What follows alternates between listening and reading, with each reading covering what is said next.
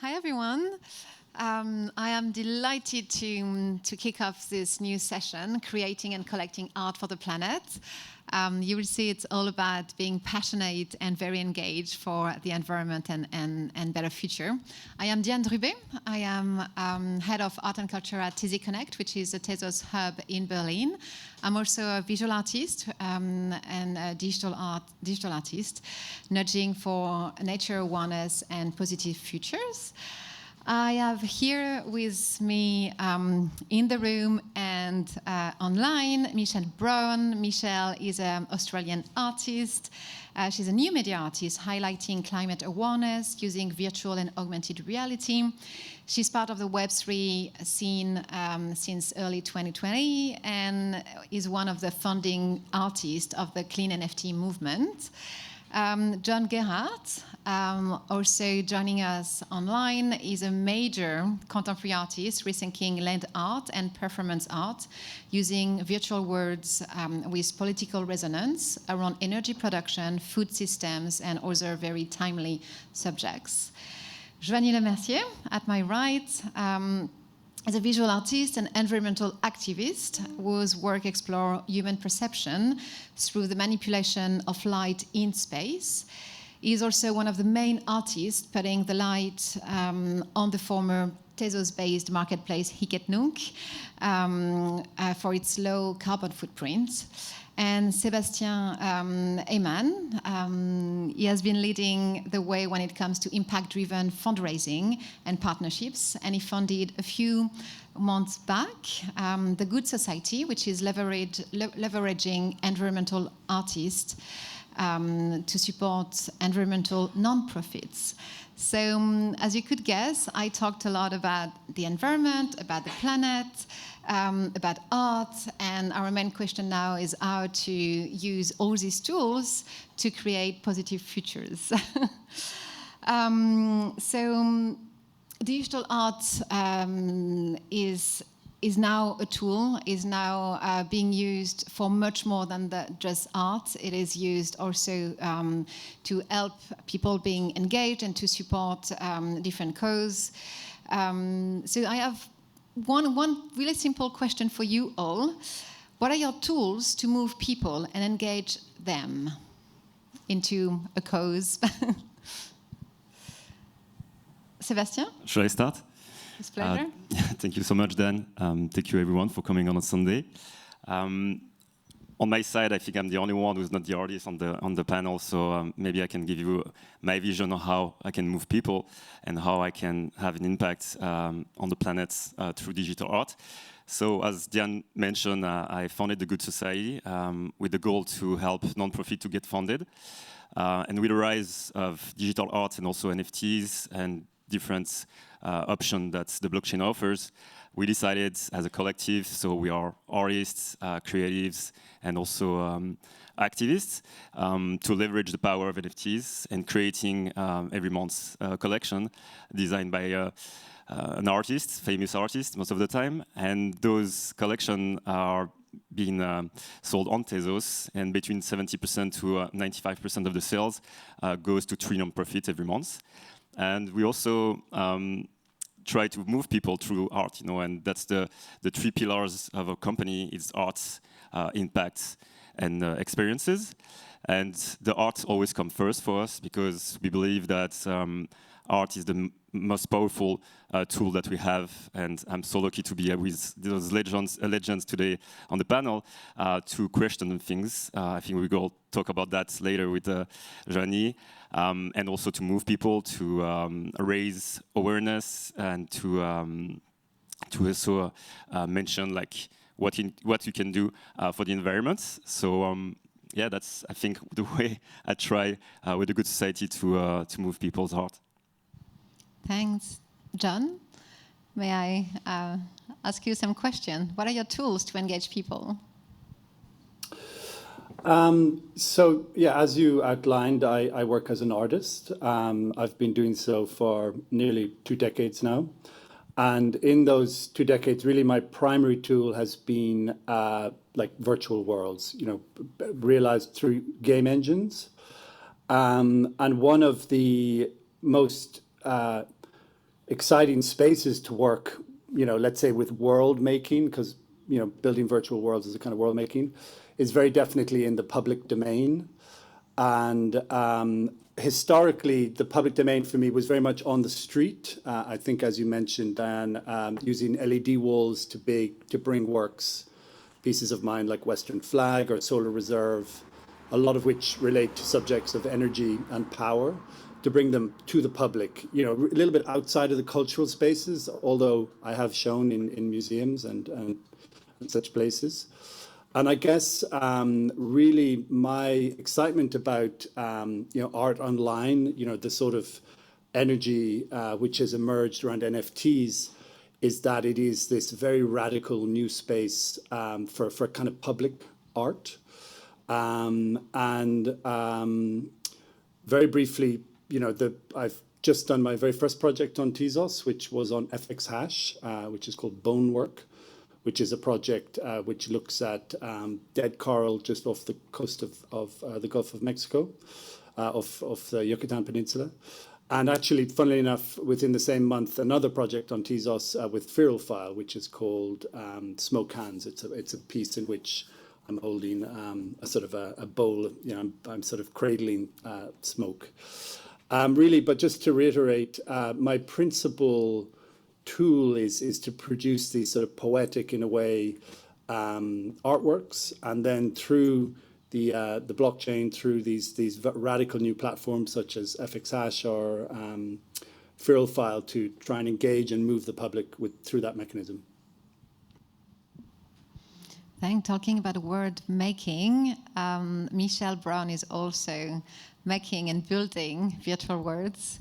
Can you tell us more about what kind of tools do you use, and maybe talk about the last VR project you are working on? Sure, thanks, Diane. I'm here all the way from Australia, and I'm a new media artist. For the last several years, I've been creating immersive experiences with virtual and augmented reality.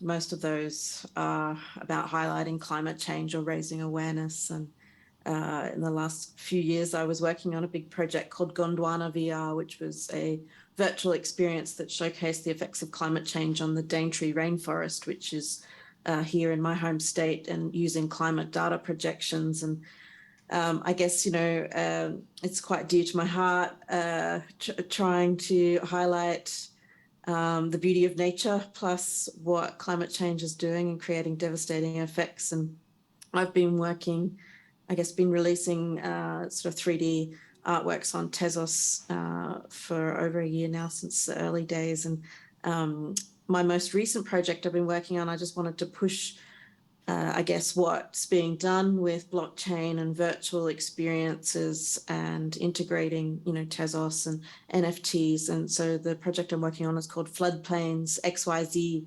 and it's basically a small interactive web-based experience and virtual experience where you're placed inside a house, and you have a very short time to collect mementos before the house floods. The water rises too high and you get trapped in the house. So something pretty passionate about. This last weekend, we've had more alerts here from our state government about potential flooding. As others probably aware of the devastation in the Pakistan floods, and Nigeria as well. So something that my tools to highlight and raise awareness. Very much virtual reality. Talking about immersion, definitely immersing someone in a virtual world and telling a story, and asking this visitor, this user, this participant, this spectator to act and to engage is a really personal and really physical way to engage and to share a story and to share a message. So I totally feel you there, and I know that Joanie, you're also very much working with immersion and immersive spaces. So I'm sort of new to to bringing ecological questions in my artworks and also new to activism. So I find it very difficult now to sort of articulate this thinking. So I apologize if you can feel a sense of panic and you know, a slightly weird sense of urgency in what I'm about to say. So I'm going to try to tell 4 years of activism in like 3 minutes, so bear with me. But I guess what strikes me the most is that for many, many years, we've all been hearing those stories about the IPCC report, the targets that we are missing, the fossil fuel industry, increasing production. As we speak, the dictators from the oil companies in the office of Mr. Macron. And so nothing is moving, and actually moving more in the opposite direction of what we need. But for many years, you know, I felt disconnected from those questions. I could hear about the floods, the droughts, the food shortage and everything. And I was like, oh, you know, I'm in this sort of bubble of art and technology, and maybe I can't do anything. And I was still, you know, flying all around the world to Basel, to Miami, to see my gallerist in New York twice a year. And, you know, I was like, oh, maybe I'm out of this question. And then something incredible happened 3 years ago. I visited the Garsweiler coal mine in Germany. Believe it or not, it's only 1 hour and a half from Brussels, from my studio. It's the largest coal mine of Europe. It emits 100 million tons of CO2 emissions a year. So these numbers make no sense to me. But what struck me really was the sense of it looks like the end of the world. For me, as a visual artist, I felt like a visual aesthetic shock because it's a gigantic hole of 8 kilometers by 5 kilometers. It's kind of beautiful in a way. It really looks like Mad Max 2 and 3. But it does feel the end of everything, the end of humanity. It feels like a massive grave, and actually populations are being displaced, villages are being destroyed, churches and heritage is being demolished. And every time I kept going, because I started being obsessed by this location, which I think is an hyper-object, as Timothy Morton puts it. It's a location, it's so huge that it's impossible to understand it. But it's the perfect visual representation of what we are facing as a struggle to protect what we have. So I was so blown away when I went there a few years back that I kept going again over and over. And I became an activist overnight. I started to lower my consumptions. So I did something like extremely boring. I did a spreadsheet of all my consumptions, gas, eating, electricity, travel. It's utterly boring, but I knew where to start from. So I had those numbers. And with Juliette, who's running the studio with me, we decided to reduce those consumptions every year by at least 10%. We decided to stop traveling as much as we used to. We decided to reduce plane travel as much as we can. So maybe once every few years, we'll do one exception, but we'll stay in the country for like many weeks. So we did a lot of things. One of them was to avoid using Ethereum. As you may know, one Ethereum transaction, the blockchain that made the NFTs popular, emits about 100 kilos of CO2 per transaction. It's no longer the case, but that was the case a year ago. So this is when the sort of Tezos community emerged, when as artists we decided to avoid polluting practices, and then we sort of created, Michel was very early in the days in the clean NFT community, and actually it's very heartwarming to see that those values and ethics, there is a space where artists care, and actually hundreds of artists have joined us, and Jan also very early, you were part of this. So you know, beyond the activism that I also support Extinction Rebellion or Ende Gelände, I think there's a space for discussions and you know, to sort of see where we put the ethical cursor and how we see the future together. Calling yourself an activist is something that not everyone could have the courage to do. It's something that I am doing as well for a few years, being active in Extinction Rebellion and in other groups. But it's not so easy when you actually face museums or collectors or galleries.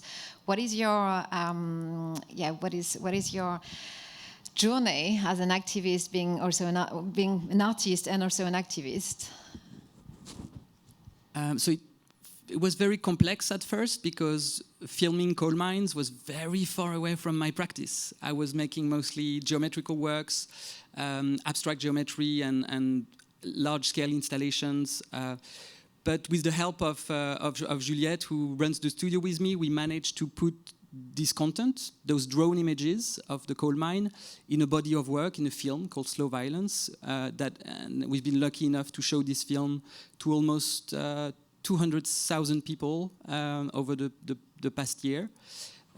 So I doubt it's going to change the world, but at least now in my practice, I'm very critical about the impact of technologies. And in the art world, I can hear those questions echoing. So activism is also more and more accepted because there's such an urgency to do anything. John, I'll be curious to know what is your own perspective on it and your own,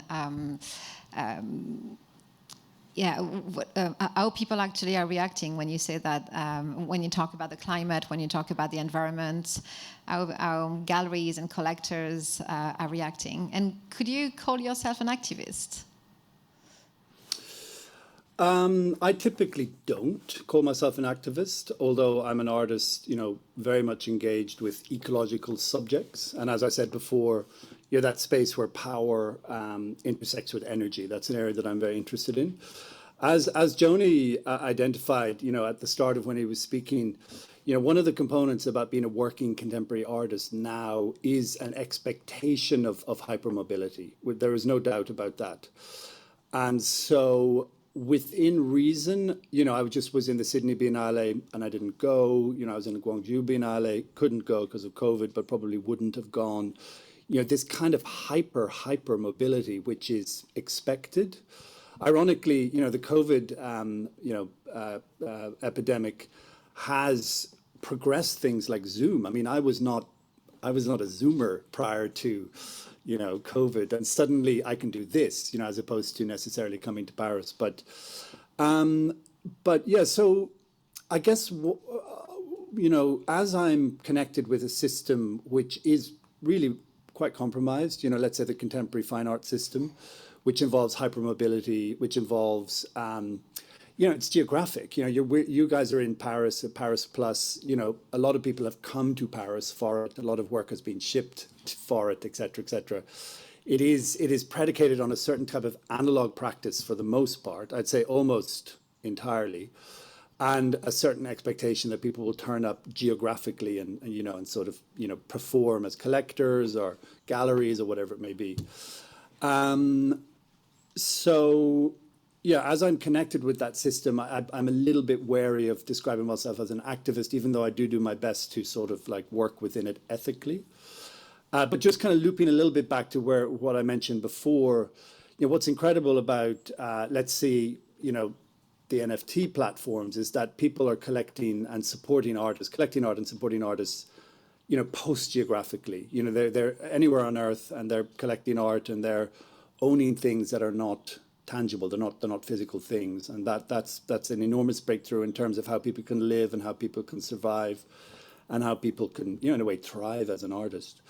I suppose the other thing for me is that, as an artist, I try to pay attention to, let's say, the potential for various different forms of collective activity. One of those collective activities is democracy and voting.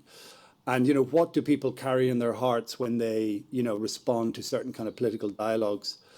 And for me, the piece which I've described earlier, which is called Western Flag, which in a way tries to reveal the carbon dioxide legacy, where it's cited in the very first major oil strike in world history happened in 1901 in Spindletop in Texas, Spindletop.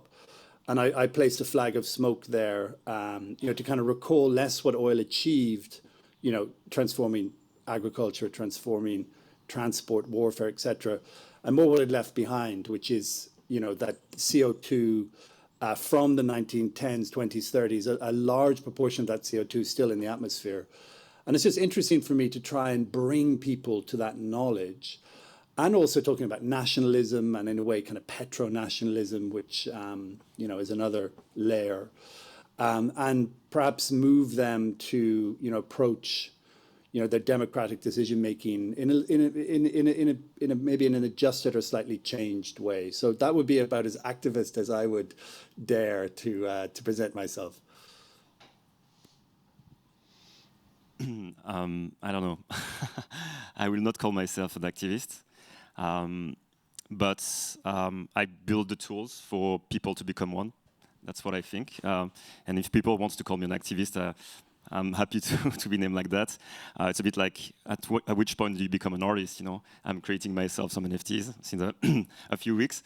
And I don't know if I can call myself an artist, even though I sold a few once on objects without my name on it. Like, people don't know that's me. I know it's a bit complicated, but I would just say that I care about the planet, the environment, its inhabitants as well, and the animals. And yeah, I think I really focus on just showing and inspiring people for them to be able to do something for any causes that we mention.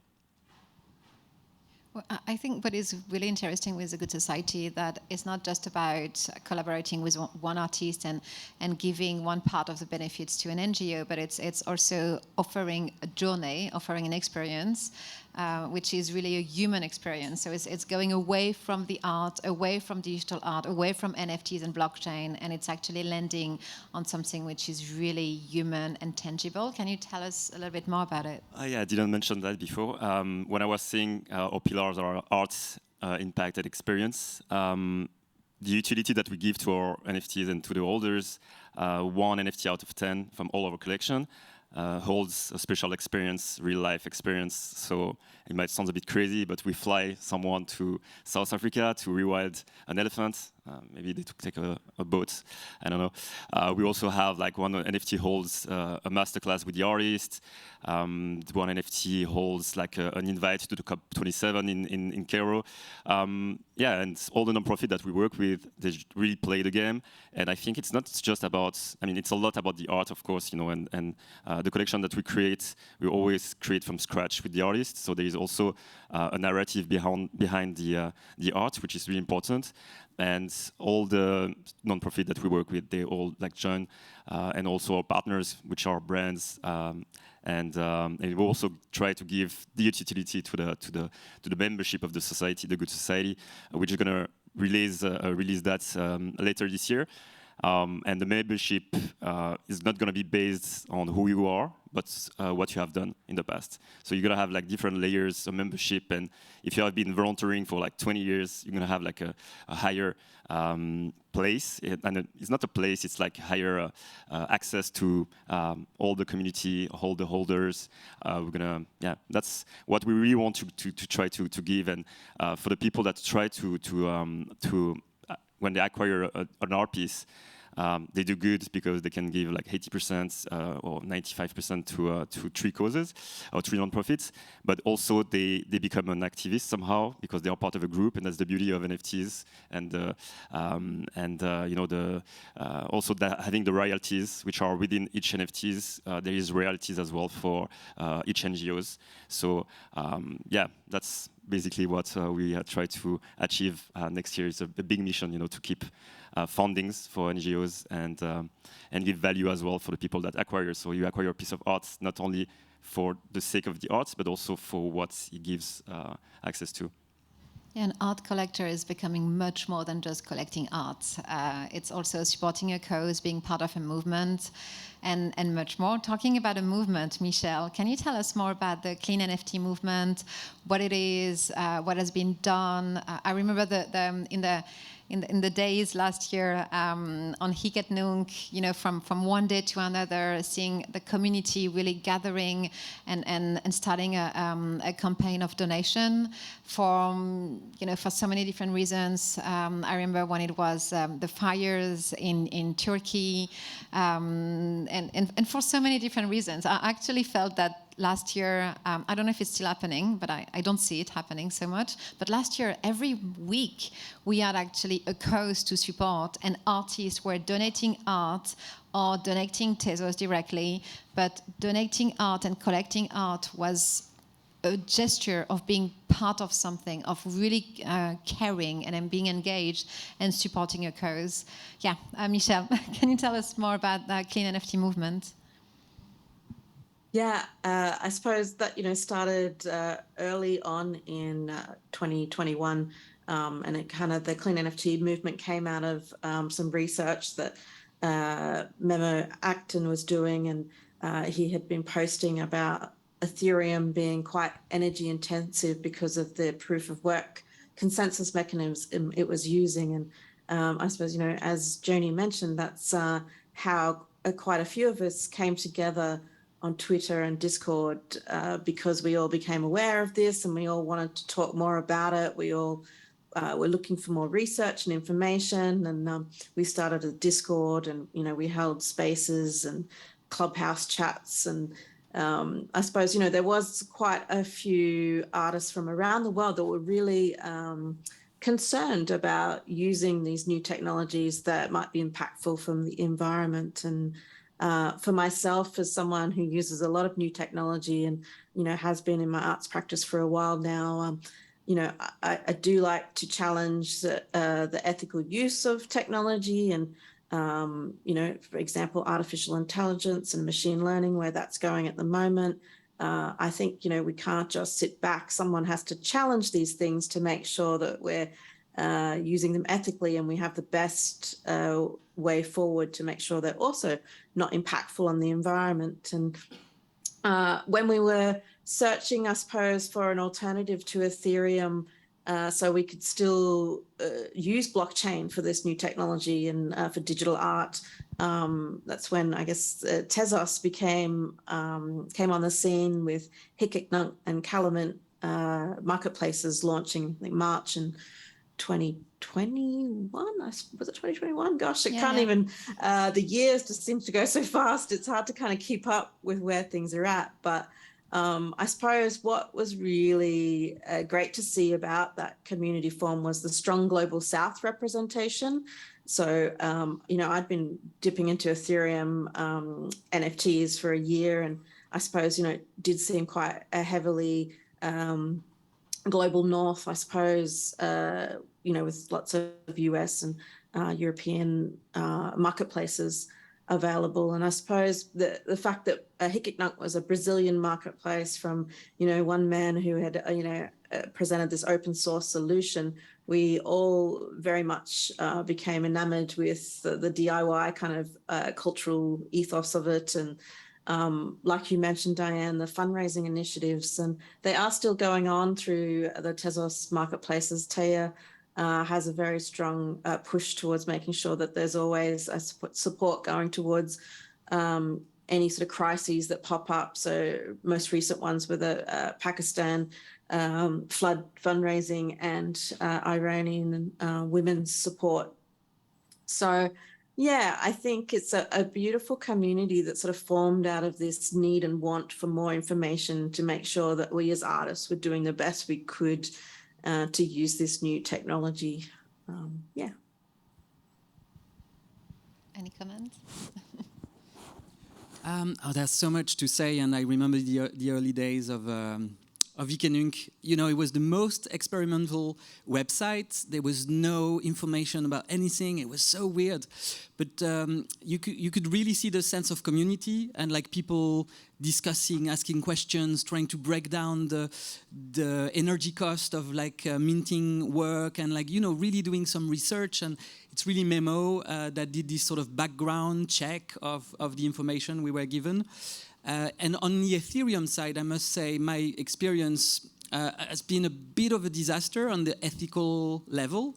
I work with Nifty Gateway, and they were saying, "Don't worry about it. Don't worry about the impact. You know, we're going to sell everything," and they didn't care about anything else much. And actually, Nifty Gateway, if you buy an artwork today, it's not even on the blockchain. They run a local database, and it's a fucking scam, and we know it. And you know, it's open, and nobody really seemed to care because there's so much money to be made, and the collectors are being. They're just being taken their money. It's not on the blockchain, you know, and in the Tezos community, all these things were debated openly. People would do some research, put everything on GitHub. Kyle MacDonald did like a really, really interesting breakdown also on Ethereum. So it has been very polarizing, but the quality of the discourse on values, ethics, transparency, I haven't seen anything like this on Ethereum, and it's been like we've had conversation with John about like other topics like carbon offset and stuff. That's how I met Michelle. I think this is like a wonderful place to talk about like very important core values of what we want to defend as artists. So it's not just like a fun new technology. I think it's deeply grounded into something that a lot of us value as very important. John, maybe because you had an experience on Ethereum, and then now, you are starting to mint on Tezos. Last week, you minted on FXhash at 365 editions. Can you tell us more about your experience there? How do you feel about it? Well, first of all, I just want to acknowledge Joni's generosity. Actually, on a couple of occasions, he has reached out and sort of guided me in terms of me trying to find solutions for different projects in a way. Right back when I made my first NFT, actually, which was on a single work on Foundation, like about a year and a half ago now, and he was instrumental in framing some of my thinking at that time. And also rightly being critical of carbon capture, which was I needed to do in a way more research on, and I've since stepped away from. But I think, funnily enough, one of the most beautiful things about the two most recent projects that I've done, one on, as I said, FXhash, and the other one on Feral File, founded by the wonderful Casey Rias, is actually the number of artists and actually curators who've been able to connect with the work, you know, through those platforms. I mean, I have this kind of funny, you know, other world, which is, you know, XE's game engine-based works and editions of 4, which are distributed through the gallery model, which, you know, really is a kind of physical model. You send things, you send computers to places, and the work gets kind of realized in these different geographic settings. You know, in this kind of post-geographic kind of online setting, and also within the economics, in a way, of Tezos and within the economics of these platforms, FXhash and Feral File, I think the most moving thing has to be getting a lot of messages from artists, particularly saying, you know, we've admired your work for many years, and we're just so thrilled to have one, you know, that they could actually connect with the work. And, you know, I suppose there's a whole nother discussion about what ownership means, but it is significant to people that they feel that they you know, they own an artwork in a way, it joins their estate. They can kind of, you know, they can live with it in a different sort of way. So, I mean, I guess, you know, the movement of Ethereum from proof of work to proof of stake, you know, will shift things in terms of those kind of different sorts of engagements with these platforms. But certainly for me, I always really wanted to come into the Tezos network, mostly because of that very profound sense of community. And also because of, in a way, the very specific economic frameworks within it that allow, I suppose, broader communities to engage, you know, collect, swap. And just it's the generosity of it was something that I've really, it's been a highlight of many years of work doing these two projects recently. Thank you. I think it's beautiful that you are talking about generosity. I think it's also a feeling that we all have since we started in this community. It's kind of a big family. The vibe is really, really friendly. Talking about community, talking about maybe utility token, Sebastian, how are you actually thinking about the next steps, having all these collectors engaging in your projects, collecting the artists that you are collaborating with and donating to different NGOs? Do you have in mind a way to create a community with all of them? Yeah, as I said before, like the membership of the Good Society is going to be a good one, I think. We also want to help artists finding the right non-profits. So I think it's a really hot topic because I remember I met with Zancan. I don't remember when it was in Art Basel, I think in Basel, I don't remember who it was. And it was like, oh, I heard what you do and stuff, and I want to have an impact, but I don't know where to start. I'm not a professional and of non-profits. I have another platform called Heroes on the side myself, where we work with more than 150 non-profits. And it was like, can you help me out navigate that world?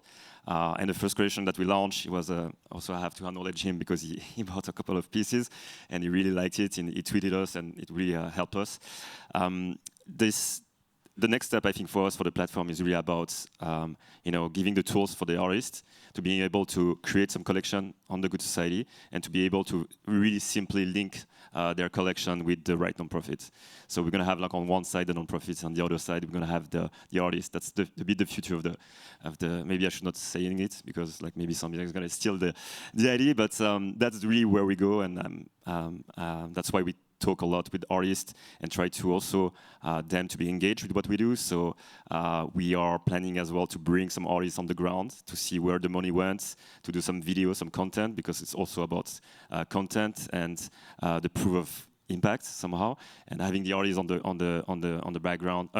On the ground and having meeting the non-profits, so really creating connection between this triangle between the donors as well. So yeah, there's so many things to do, and this is so exciting, to be honest, especially because the technology, and also seeing all those artists today and those which we work with, they are so excited to have collection that's our focus on a cause. It's really beautiful and really inspiring to see that there's the movement in the arts. I don't know if I answered your question, actually. I think I went a bit around. All good. No, I'm actually wondering how the traditional art market is actually reacting to your project and to your different series or drops. Maybe, Sebastian, if you want to keep... do you have some feedbacks from galleries in the traditional art market on how you actually collaborate with these artists? Yes, I think it's quite new for them because what they do, it's like they do auction, usually like for causes, and having the direct access between the artwork and the donors and the artists, which we don't have all these intermediaries now on the blockchain. It's really interesting. But we also have those galleries that want to do the shift and coming. I mean, you know that better than me. And we receive really positive. I've been in contact this week with many galleries that want just to showcase the work that have been done by the artists that we work with, which is really a good first step for us as well.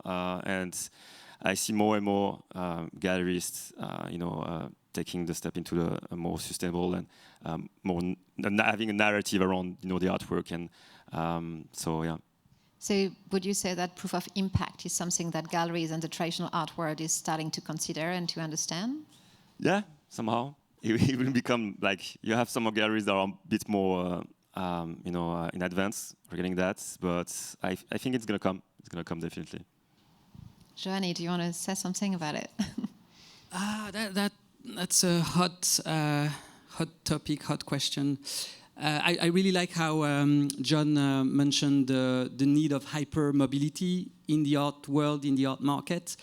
And this is not really being questioned much. When we follow the Instagram stories of all the sort of super successful artists from the mega galleries, there is still this sort of pride of being in airport, living the airport life. And I'm going to be in Berrybell next week and in Miami. And, we understand it's part of the narrative of the sort of hyper of like the mega galleries, and you have to be in these places if you want to be relevant. You have to be at Art Basel Miami. You need to be in Venice twice a year. You need to do those dinners. It's sort of accepted. We know it. It's the rules if you want to be in that bubble. And it's a shame that there is not enough discourse, and like we know that this lifestyle is not sustainable, and it's going to take time. I'm not saying I tried to go to a big exhibition we had in like 2 major institutions of Mexico City and in Peru, and I've tried for 2 months to find like an option with low carbon, and there was none. I tried sailboats, and I did like a breakdown of how we could go with a ferry. There's no way, so it's going to take time.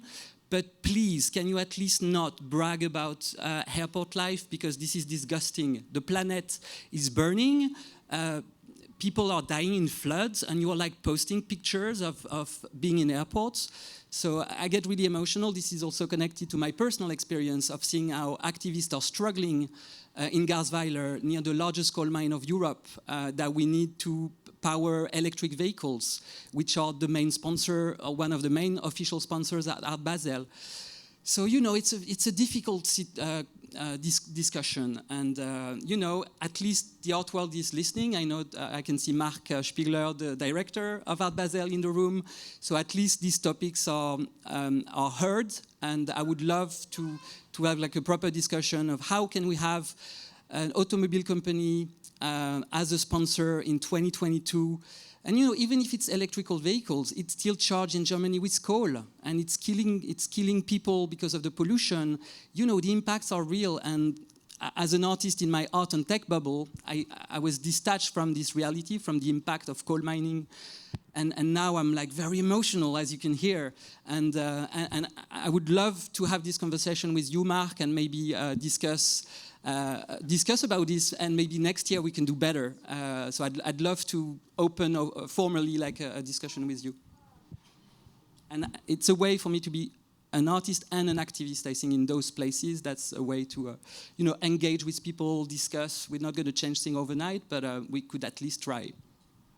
And it is something that I try to do at Tezos on a daily basis as well, organizing this kind of sessions, raising awareness, highlighting artists going towards positive futures. It's something which is also at the core of our activity and DNA, I would say. Michel, John, Sébastien, do you want to add something, or shall we give the mic directly to Marc? John, I was just going to very quickly say, just in terms of the question of art collectors from contemporary art collectors, are they moving across the line to collect, let's say, digital artifacts as digital artifacts? In my experience, it's not really happening. I have a very established body of collectors of game engine works, which are kind of, let's say, localized. And the newer collectors of works which are intangible, let's say on-chain, online, is a completely different community. And as somebody who, I own NFTs, I've purchased them, that process of through the NFT mechanism, through the blockchain mechanism, of acquiring a digital thing and for it being yours, if you haven't done that, it's very hard to understand what these things are, what this process is, what this means. And ironically, for me, my entry to this was actually collecting domain names, which I've been doing for many, many years. My favorite domain name is art.farm, which I'm incredibly proud of, and I'm going to use someday. But if you don't possess digital things as digital things, I show somebody a work on my phone, and they're like, "You're showing me something on your phone," and I'm like, "Yes, but it's mine. I own it." So I do think that there's a chasm between the worlds. It's very interesting that Tezos is in Paris Plus and has been in Basel in different sites. And, these things are inching together, but I do think there's still a big gap. I think we're all working on it. and it takes a lot of time, definitely. Michel, Sébastien, do you want to add something? I was just going to mention, I suppose, just sort of following on from what John said, in the fact, these digital assets, it is a really interesting way to be able to sell sort of 3D artworks, and I guess a lot of my NFTs are GLBs, so 3D models, because in the past, the only opportunity to sell my sort of 3D VR works were as potentially assets for games or film experiences, and that wasn't quite what I wanted them to be used for. Like, I put a lot of passion and care into my little virtual sculpted nature, because I do a lot of wildlife and flowers and plants. So yeah, for me, it's an interesting way that we can look at holding pieces of art that aren't just flat images, I suppose, that are virtual 3D objects. So and we could talk about metaverse and things like that, and how I suppose Facebook Meta have want to take over that world, and yeah, what that means for NFTs and the Web3 space. I'm interested to see, and potentially why I do sometimes call myself an activist, because I want to push back on multinational ownership of things. So yeah, I'd be interested to hear others' thoughts about the metaverse and what that might mean for NFT artists or those experimenting with blockchain. I just wanted to jump on what John said before and repeat what I heard on Friday morning at one of the panels. It was really cool. They said, we are at Basel right now, and people were saying, like, why should I hold an art piece in a wallet digitally somewhere on my phone?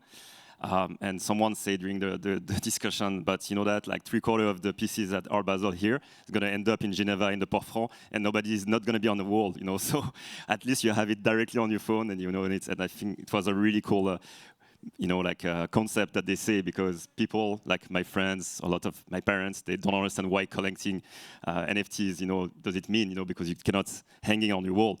But it's exactly the same with those pieces, at Art Basel, actually.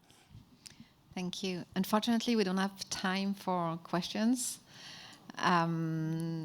but we can stay here and have a discussion all together. Michel, John, Sébastien, Joanie, thank you so much.